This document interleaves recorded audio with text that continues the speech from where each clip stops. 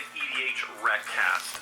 Once again, my name is Matt Morgan. I'll be leading us off today, and I am joined today by Dana Roach. Dana, how are you doing, bud? I've been feeling kind of sentimental, actually. I was thinking about the last thing my grandfather said to me before I kicked the bucket, which was just, Dana, watch how far I can kick this bucket. It really kind of hits hard to think about it. It does. Harder than the kick, actually, on the bucket itself. Exactly. So he was old. He barely kicked it. he just tipped it over a little bit. Right, yeah. It was a mess to clean up. Unimpressive for his final feat. Well, that's fair. Well, I'm sorry that it wasn't more eventful there, but we do have an episode to give everybody, give all listeners. Joey's taking a little time off to get the week, so here we are, just taking everything, and we decided we had a very special and kind of on-brand, actually, episode for everybody. Dana, what is our topic? Today, we're going to be talking about some of the new legends from Dominaria United, then and now, the legends we saw back in the Legends set, and the new version of them. So, legendary legends is what I'm hearing. Some of them got a glow up, and it's kind of worth talking about, I think. A glow up, as the youths say? Yes, as the kids say.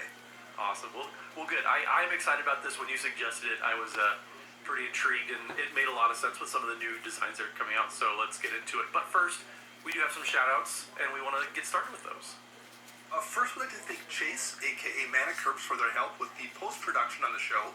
You can find them on Twitter at Manicurbs. And you can support the show directly over at patreon.com/EDHRedcast. We have patron tiers of all levels, or if you want to join that amazing Discord community that we have going on, with the episodes a day early, historic challenge stats picks. Dana doesn't look at those, but you can over at EDHRedcast's patron page, which is at patreon.com/EDHRedcast. And, as always, we do have that very special shout-out. So, Zane Graybeal, you have the most wizardry name I think I've ever seen amongst our patrons. So, we appreciate the support, and thank you so much for being a patron of ours. Yeah, that definitely could have been a character in Baldur's Gate, I think, for sure. Absolutely.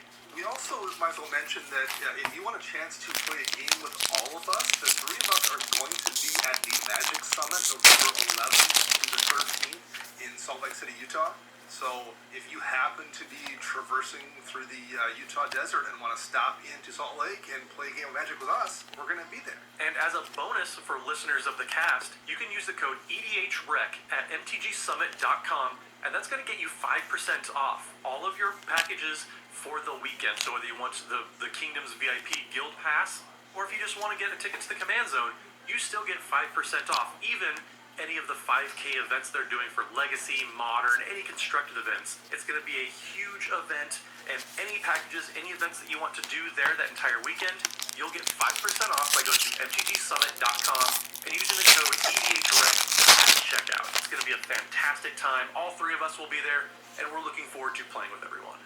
Do you have any plans, Matt, to do any of those events, or are you just going to be jamming Commander all weekend? I have been very tempted to dust off my old Modern Infect deck. I don't know if Infect is even good anymore in Modern, but it would be fun just to kind of roll the dice and see how that all goes. I think I was actually debating bringing my Modern Boggles deck too, just to see what happened. I see how fast I can get blown out, because I don't know if that's any good either, and I have not updated it in a few years, so I don't know where it even stands in the meta these days, but I was debating doing the same thing just for the fun of it. Yeah, I think it's safe to say I more than likely probably will be playing a lot of Commander that weekend, hanging out with people.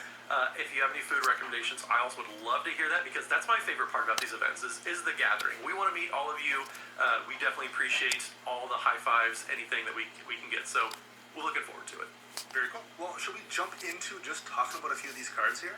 Yeah, we may as well. I mean, they are pretty legendary, and so let's just get into it. Yeah, it's kind of, like you said, Dana, a glow up, as you put it, happened to a lot of these commanders. Yeah, and there's a lot of nostalgia, at least particularly for me. I mean, I'm so old. I played when Legends came out, so I remember the couple of Legends packs I was able to get my hands on back in the day.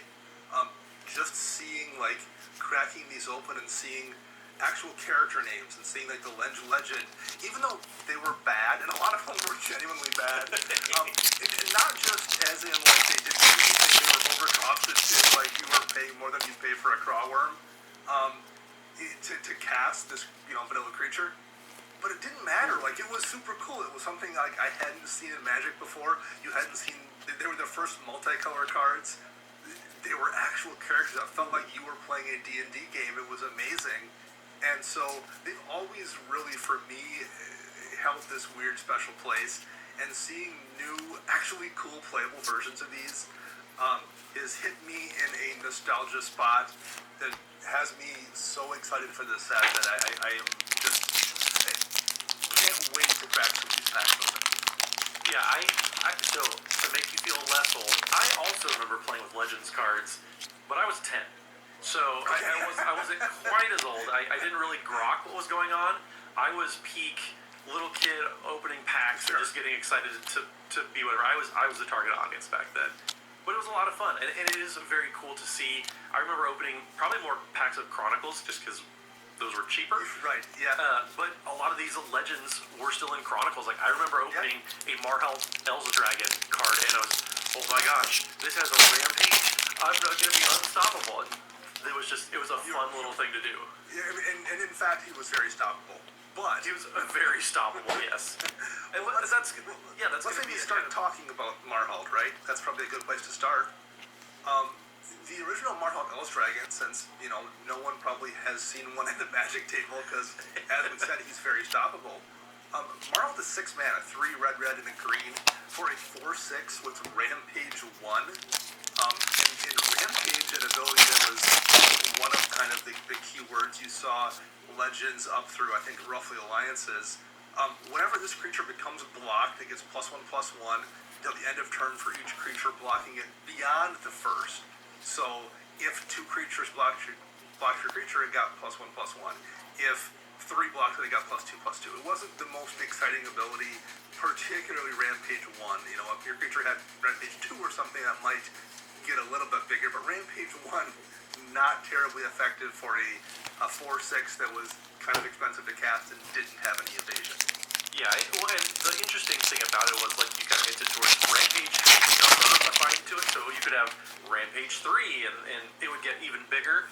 So Rampage 1 was kind of underwhelming, but thankfully General Marhalt Elza Dragon, which is the new version of this, kind of gives everything Rampage 3-ish, something adjacent. So the new General Marhalt is 2, a green and a red, and whenever a creature you control becomes blocked, it gets +3/+3 until end of turn for each creature blocking it. So right off the bat, the rate of which your creatures are going to grow just gets so much better because it's +3/+3 for each creature, not just for every creature beyond the first if the sun is up, it's a Thursday, or however else Rampage worked. Yeah, it's for each blocker. So instead of like 2 creatures block block Marhalt himself, I guess, in the original one, and he got +1/+1. Now if 2 block it, we're up to +6/+6 already because it's per creature, and it's not just Marhalt. It's whenever a creature you control becomes blocked. So that right there is much more interesting than Marhalt was, but it also has hooks in that first commander, right? That's what's really cool about this. And a lot of these, you can see the through line. They didn't just say, okay, we're going to finally print a good version of these old cards. They actually looked back at the original card and found ways to make the new card look very much like the original and feel very much like the original. So while this new one doesn't have Rampage, it has a very Rampage-esque ability, and it's one that's very, very playable. Like, this is a legitimate deck. All your creatures that get blocked get buffed, which then, like, encourages you to do multiple things. The first thing that I want to do is run lure effects. Run things like Lure, which is an enchantment that makes your creature, makes all creatures have to block that creature. And there's multiple variants of Lure over the years, most of which are better than Lure. There's Nemesis Mask, which is an equipment, so it's reusable if the creature happens to die. You look upon the Tarrasque that is modular. It can be a fog, or it can give the creature +5/+5 and indestructible. On top of then, 3 or 4 or 5 creatures wind up blocking your creature. It's ginormous then at that point. You're looking at, turning your creature into a 30/30. Probably kill all the stuff that block it. And then what if you throw a Berserk on top of that? or throw a choose your weapon on top of that. Spells that like double the power of your creature. So like you wait till it gets blocked by that lure effect, and then hit it with that berserk, or hit it with an unleash fury or something. Yeah, I absolutely thought of the exact same things. Lure effects. Revenge of the Hunted is a good one. You look upon the Tarrasque as one of those new cards that you see that you're like, oh, this is going to be very, very good here. But also, just slap an archetype of aggression into your General Marhal deck. Yeah. Give all of your creatures trample so that when they get blocked, not only do they get pumped up, but also just they plow over anything trying to block them. I think this deck is actually kind of fun, kind of spicy looking, yeah. especially for an uncommon. That's the crazy thing about it. Like, it used to be that legends were legendarily rare. You didn't get to see one in every single pack, and now you get these at uncommon that are just these types of powerhouse decks that you're going to be building.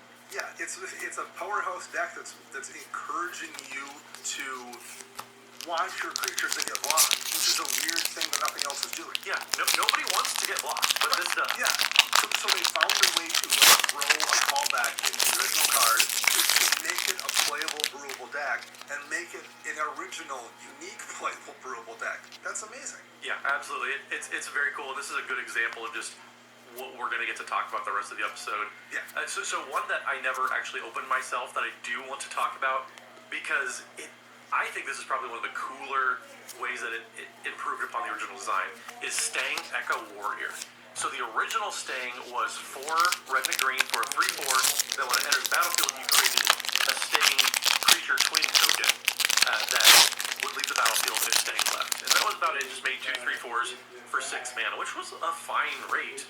But the new Stang, I'm really digging. It's super fun. So Stang Echo Warrior is 2 a red and a green for a 3/4 again. But whenever Stang Echo Warrior attacks, you create a Stang Twin, a legendary 3/4 token that's a copy of it. It enters the battlefield tapped and attacking. And then for each aura and equipment attached to Stang, you create a token